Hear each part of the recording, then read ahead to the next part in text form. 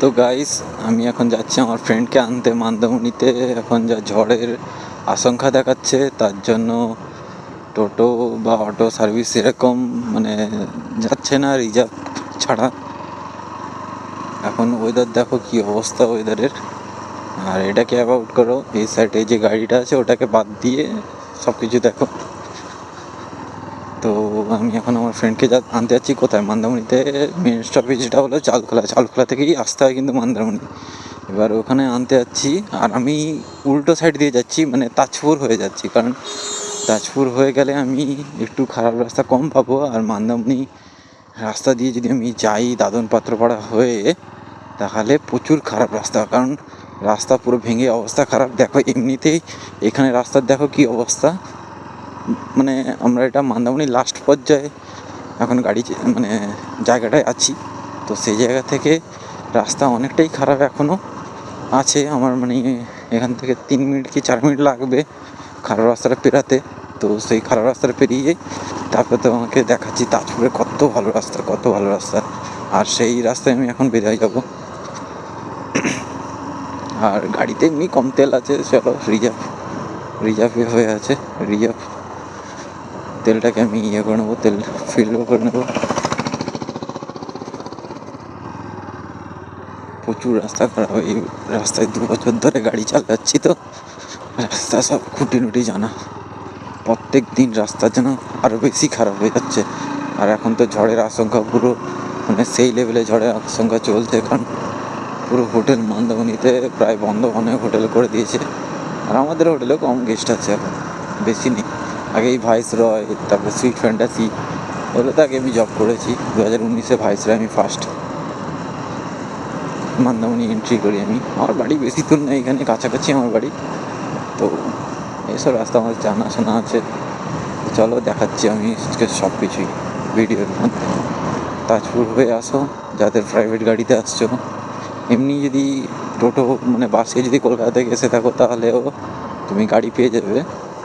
Normally তোমার কি বলে ওটাকে, অটো রিজার্ভ করে নেবে, 150-200 টাকা নেবে, 300 টাকা নেবে। তার মধ্যে রিজার্ভেশন হয়ে যাবে, কারণ প্রাইভেটে একটু কম হয়। আর এমনিতে এলে 40 টাকা নেয়, আর বৃষ্টির সময় 50 টাকা নেয়। রাস্তা প্রচুর খারাপ, তো এতটা ভালো এলাম, একটুখানি খারাপ পাবো, তারপরে আবার পুরো বাধা পাবো। এসব যে গাড়িগুলো আসছে সব তাজপুর থেকে আসছে, মানে তাজপুর রোড হয়েই আসছে।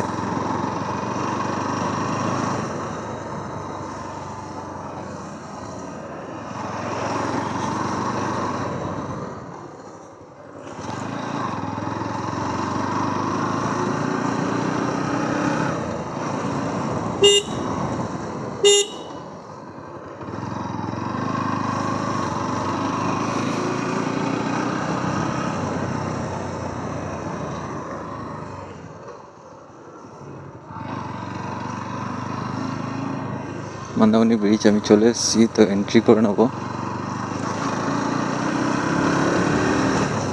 মন্দারমণি ব্রিজে এন্ট্রি করবো এই মাত্র।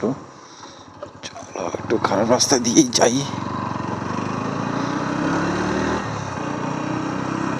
এটা পুরো মন্দারমণি ব্রিজ। এই সাইডটা থেকে সমুদ্রটা এন্ট্রি করেছে, ওই সাইডটা থেকে সমুদ্র এন্ট্রি করে এদিকে চলে গেছে সমুদ্রটা, মানে একটা ছোট্ট একটা নদী হয়ে গেছে। আর এটা আমার ফেভারিট, আমার নিজের বাইক পার্সোনাল। মানে আমি নতুন কিনেছি বাইকটা, এখনও তোমার 2 মাস হয়নি। তো তার মধ্যেই এত কিলোমিটার, 1900 কিলোমিটার করে নিয়েছি, তখন 1900 কিলোমিটার কভার করে নিয়েছি। এই সমুদ্রটা ওই দিকটা থেকে এন্ট্রি করেছে, ওই সাইডটা থেকে।